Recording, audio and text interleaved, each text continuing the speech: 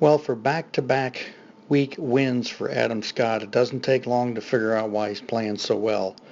If you look at the numbers as I look at them for plain simple golf and looking at horizontal and vertical movement, you can see that as he moves away from the original shaft angle of 46, you can see the golf club rise right up the plane line of the shaft, right opposite of his hands here at 3 feet, which is what we like.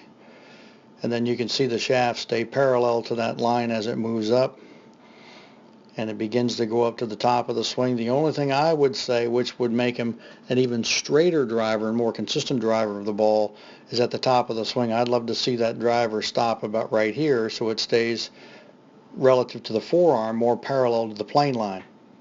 But the shaft continues on, crosses the forearm a little bit, and that's why he can still have some misses. This closes the club face a little bit to the arms, and as it comes back down, that's why you'll see Adam get the hips out a little bit early, trying to make up for the fact that the club face gets a little bit close to the arms in the backswing. And then as he comes in, you'll see the body work out in front, but you can see where the shaft drops right back in through impact.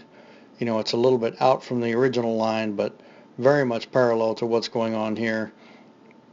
And you can see the club swing back around the other side, and you'll see why there's still some areas of trouble here. You can see the shoulders on the way through. You know, they don't sit at that 20 as they did in the backswing. They're a little bit more upright as they come through, and you can see the right hand as we look at it versus the left. The left wrist is cupped a little bit as it comes through. You can see it right there, and so the hands have tried to swing through. It doesn't have the true forearm rotation that would make it such a straighter, more consistent hitter of the ball. But, you know, who's complaining about what he's done the last 2 weeks? But, you know me, I'm always looking at it from a corrective standpoint. But, you know, if you looked at where that backswing was, if this backswing, again, as we talked about, would stop about right here, there'd be a different story in the hitting area through. The arms could rotate fully with no face deviation and be a very consistent straight hitter of the golf ball. But you can see these numbers together. The vertical is 66. That's from the hands at the beginning of the swing, right at address. We measure that. We'll go back to the beginning. You can see the address where the hands start. They rise up, and that's 66 degrees of vertical movement. And then you can see at the top, we measure where the shoulders are, which is 20. Our goal is to try to get those as close to 90 as possible, and you can see in this case it's 86. But also the goal is when you subtract that, when you take the 20 away from 66, you need to match the shaft plane. And he does, and that's why he's so proficient right now at getting things done and making things happen.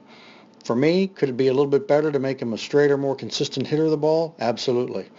We could get that backswing so it doesn't go nearly as long as it comes away. And if we got it to stop about right there, we'd be golden. So anyway, those of you that are out there in the training spaces, this is what we're doing. The personal coaching, this is where we can take you. So I highly recommend that you send me a note. Let's talk about it, and let's get you on your way to putting these numbers together for you, making you a very consistent straight hitter of the golf ball, and making your scores do what they want to do in 2016. Have fun, everybody. Have a great day, and we'll chat some more soon.